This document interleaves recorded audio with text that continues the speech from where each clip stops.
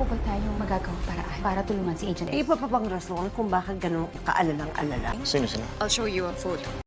Inabangan ni Sandro si Tyrone pero nagpanggap siyang hindi niya ito kilala kaya pumalag si Sandro na naging dahilan na nagbugbugan sila at nagtutukan ng baril at sinabihan pa ni Sandro na hindi na niya dapat dinamay pa yung pamilya niya.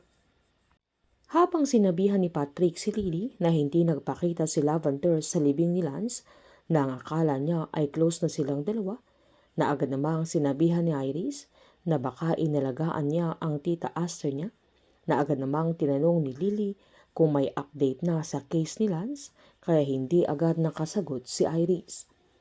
Nabad trip naman sa Iris nang isumbat pa ni Patrick na kung talagang hindi mahalaga kay Tyrone yung anak niya kay Jasmine, ay bakit hindi niya ito sabihin sa kanya, lalo't pinipilit na Iris na hindi minahal ni Tyrone si Jasmine, na wala siyang kamalay-malay na si Jasmine talaga ang totoong mahal ng asawa niya.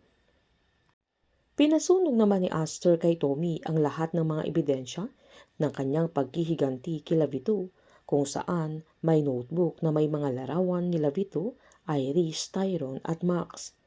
Sakto namang pumunta si Gio kila Aster para mag-sorry kay Mira dahil napagbuntunan niya ito ng galit dahil sa issue ng tatay niya na nag-viral na video na killer si Max. Sinermo na naman ni Jasmine si Sandro dahil may mga pasa siya dahil sa pagsugod niya kay Tyrone, na pinaliwanag naman ni Sandro na matagal na niyang hinahanting si Tyrone at matagal na niyang inaantay ang matagal nilang hindi pagkikita. Maging si Tyrone ay nilapatan na Iris ng first aid dahil sa mga pasa niya, kung saan tinanong na Iris tungkol sa asawa ni Sandro.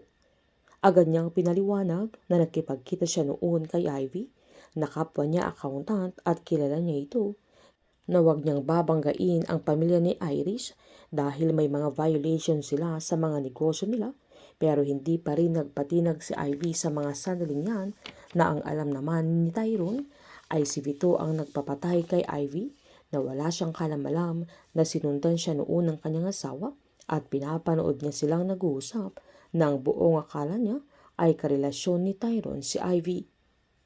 Pagkatapos namang mag-usap nila Gio at Mira ay sinabihan ng dalaga na ikukuha niya ito ng juice, pero habang naghihintay si Gio ay nakita niya yung notebook kung saan may larawan sila Tyrone, Iris at Vito, maging ang tatay niya, at may X sa mukha ng tatay niya, na agad-agad siyang umalis nang nakuha niya ito, at nagulat naman si Mira nang pagbalik niya ay wala na si Gio.